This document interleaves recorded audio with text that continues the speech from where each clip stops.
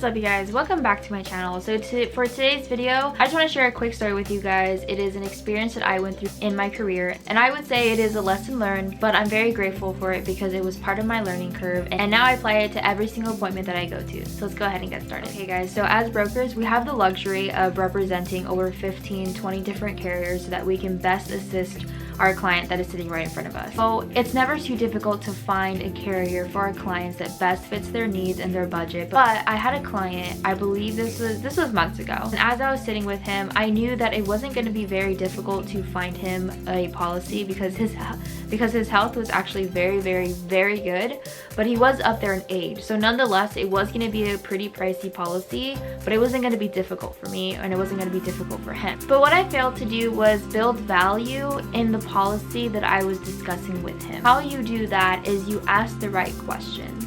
And you don't want to ask yes or no questions. You want to ask questions that are open-ended. Before I jump into what it means to ask the right questions, let me just remind you guys that everything that our clients do has a purpose behind it. And take yourself for example. So when you grab your phone or you go on the internet and you type in Google, what is this bump on my head? Or how much does car insurance cost? Best restaurant here in town? Or XYZ. Everything that you did, there's a purpose behind it. It's either because one, you really need that product that you're trying to find on Amazon, or you're really concerned with the bump on your head. Like, there's always purpose behind what we're searching for on the internet, right? And so whenever you're sitting in front of your client, understand that they had a really huge reason as to why they were searching for this information in the first place. And so you kind of have to remind them of that. And so that's where I'm going to go, and so that's where I'm going to jump into the questions that you need to ask. So when you're sitting in front of your client, you want to make sure you ask them, hey Bob, I'm so glad I'm here. I'm so excited to be able to take care of you and your family. Now, before we get started, I really just want to understand from your point of view. I want to be able to sit in your shoes, you know, what was the reason why you were looking for insurance? Did a family member just pass?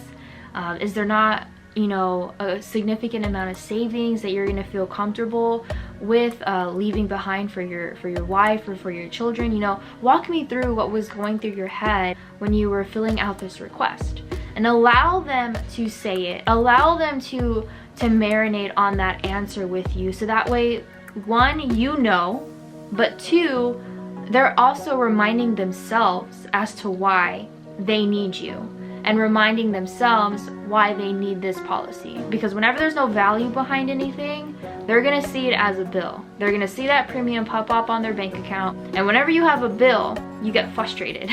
You wish you didn't have that. You wish you didn't have that. You wish that you could just cancel that subscription, cancel that payment. That's how we look at bills. They're dread. And you don't want them to have that interpretation from their premium. So that way you reduce the amount of chargebacks or cancellations that you are going to see within your career. So the experience, just to give you a quick story, what had happened is that as I was sitting with this gentleman and I was discussing him, what his premium was, what his policy was, I could just tell he really wasn't understanding the value behind the policy. I could tell by his body language, I can tell by his I don't know, that's expensive. Everything was just a red flag. But where I went wrong as well is that I continued to push for the sale. I continued to push for him to submit the application anyways, because I had the hope that he was going to eventually see the value in it. But lo and behold, 2 days later, his wife called, which I actually want to slip in a little tip right here.